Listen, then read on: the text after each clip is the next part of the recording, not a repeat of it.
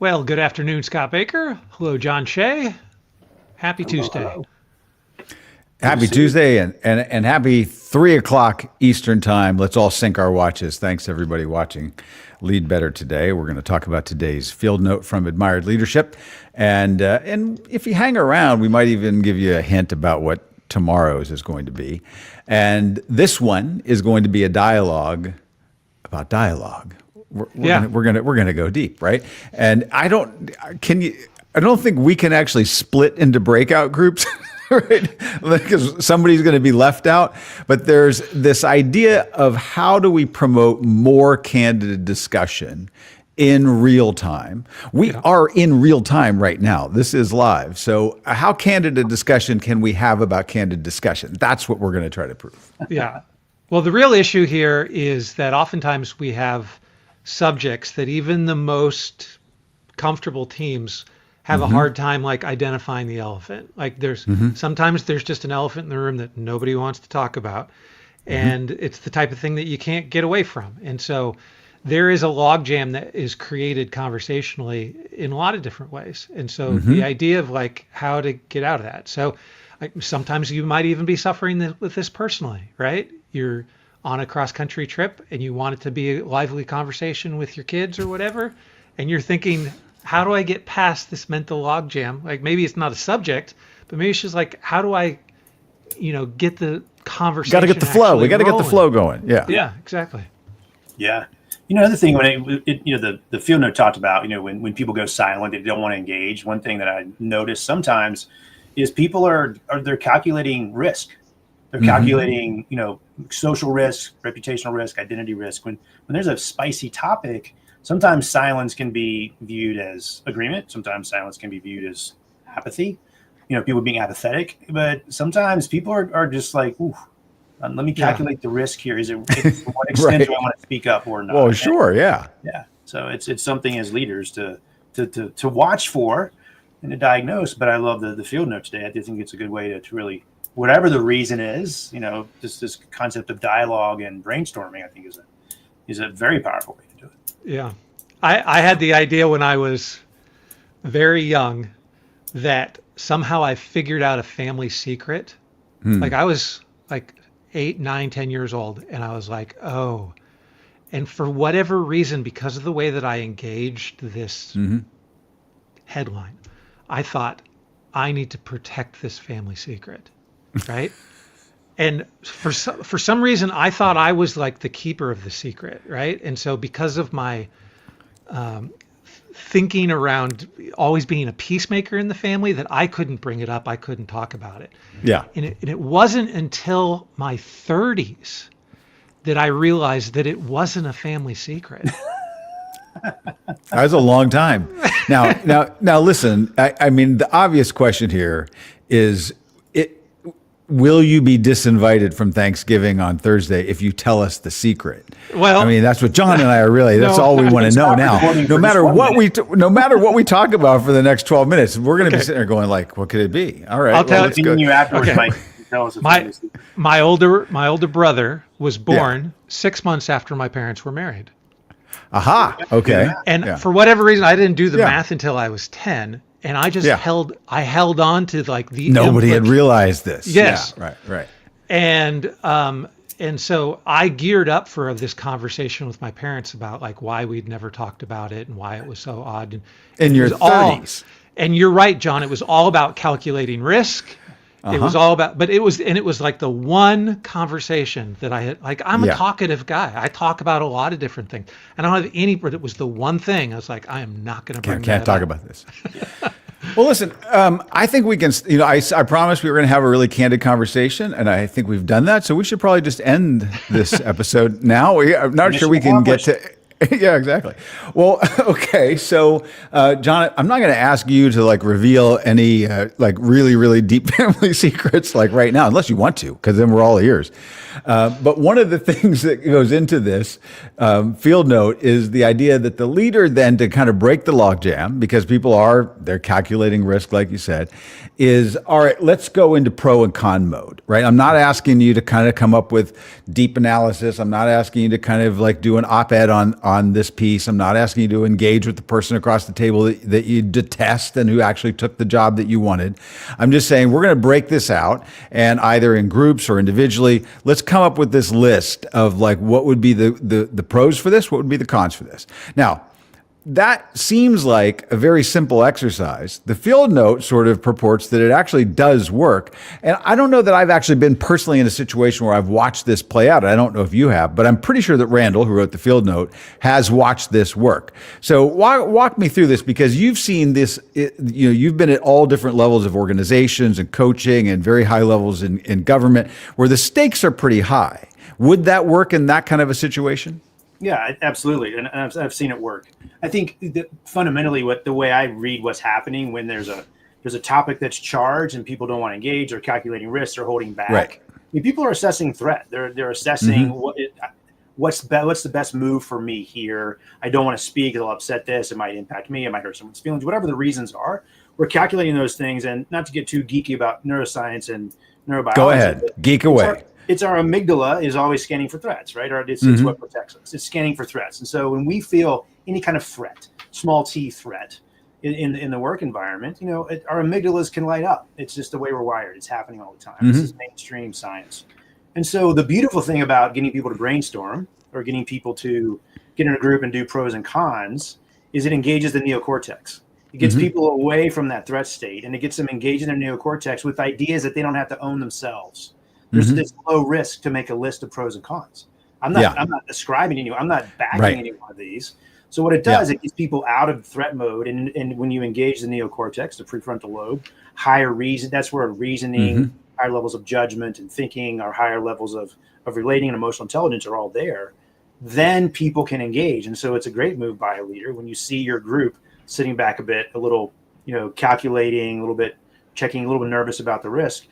Getting them out of that and into thinking and brainstorming, and de-linked from them owning a particular opinion, yet gets people back in their neocortex. Amygdala calms down.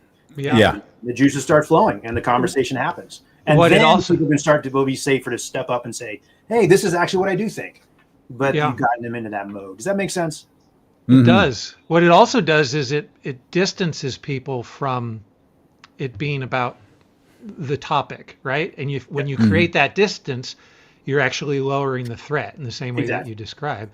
I also think it's fun the way that you are stripping out the mindset approach to it when you actually get into conversation about it, right?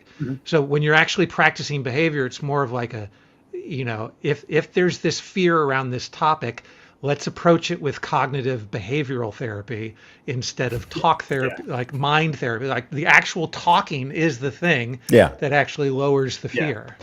Yeah, you move people from being subject to that, subject to it, being kind of owned by it, to being objective about the situation. I mean, that's classic adult development theory as well. Right. Robert Keegan, moving from subject to object is the for sure. That's how we grow.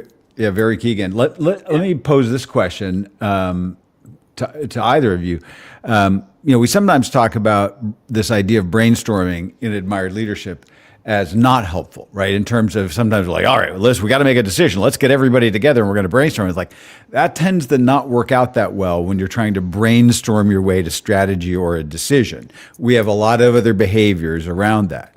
So how do we know when the brainstorming idea is a net drag, or when it can be like this defibrillator to kind of shock everybody into a more open discussion?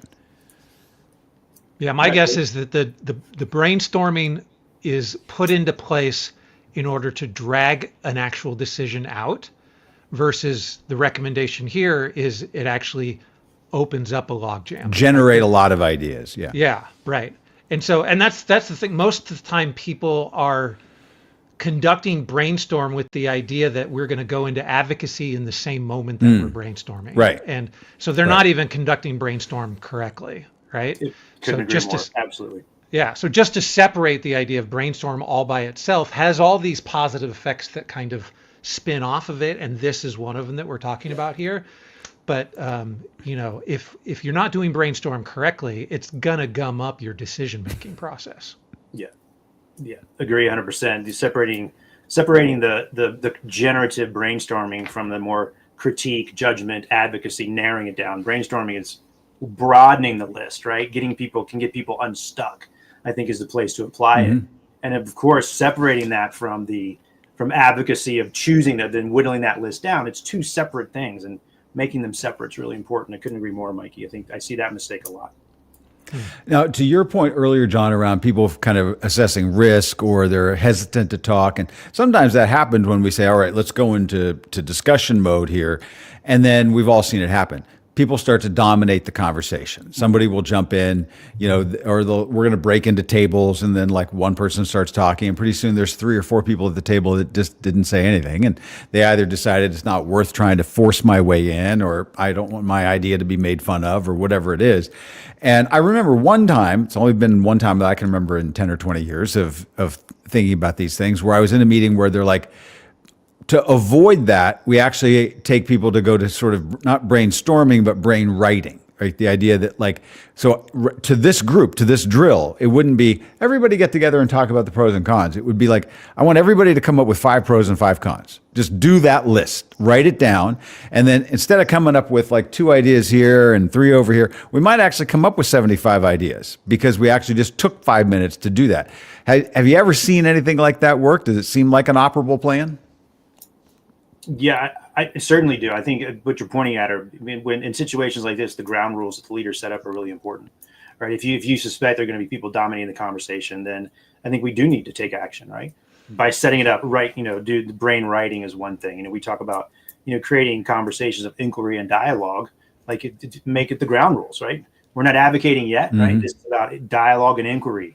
So you have 60 seconds. One thing you can do is each person has 60 seconds, and then you pass to someone else, and they ask a question that furthers the conversation. So there's ways you can set it up so that the ground rules are clear to generate the ideas. But the point is, I think, like all great leadership, is to be deliberate. Great leaders are deliberate. Right. And it's being deliberate and clear about the way you want a certain situation to go is really important. And this is, I think, a great example of it. John, when you're setting up those ground rules or recommending for leaders to be able to do that, sometimes even in a workplace that's highly collaborative, people are hesitant to lay down ground rules because it's like, that's too authoritarian for me to lay down the ground rules, right? So how would you propose to a leader who is hesitant to make any kind of authoritarian decision or unilateral decision, even though it's a good choice to say, like, here are the ground rules for the discussion? How do you step into that?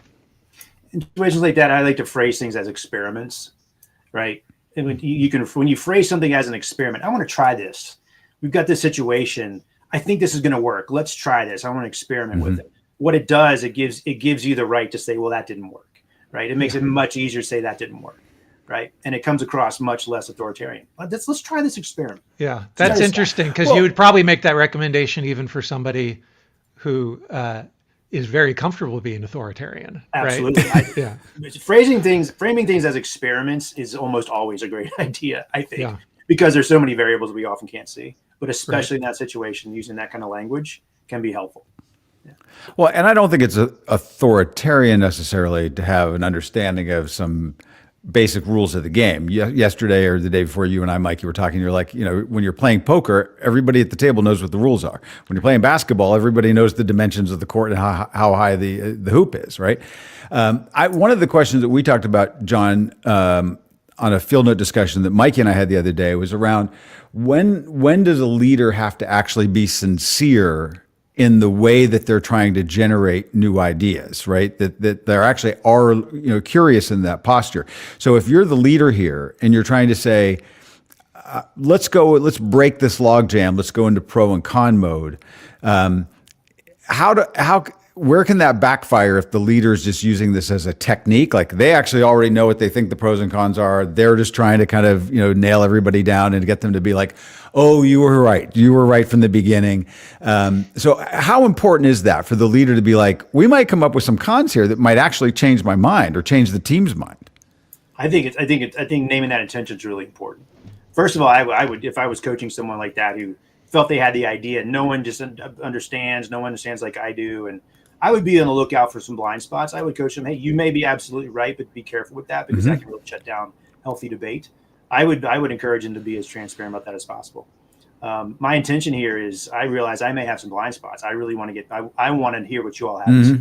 Right. Even if they think that, there may not be much here, I think it's important to say that. And you need to, and I would certainly coach the person, hey, be aware we all have blind spots. Like, we cannot see everything. We are, as leaders, if we can the more we can widen our aperture and get better data, the better. And so in the spirit of that, then I would encourage them to be sincere and authentic. Hey, I have some pretty strong ideas, but I really want to see what I'm missing. Help me find what I'm missing is another great way to say it. Dynamite. I think we've done our jobs here today. I think so too. Thank you both. Next time we come, I'm on the show. I'll bring a family secret to keep it spicy. Okay, yeah. We've set the bar. I don't know. We set the bar up here, but it's at least right here. The trick is it's not a real secret. No one else thought it was a secret. Yeah, but if it had been that you thought that your dad, who was a bank executive, you discovered he'd embezzled $17 million and it was hidden in the basement. Work on that story. Yeah, right. We'll see how it goes. All right.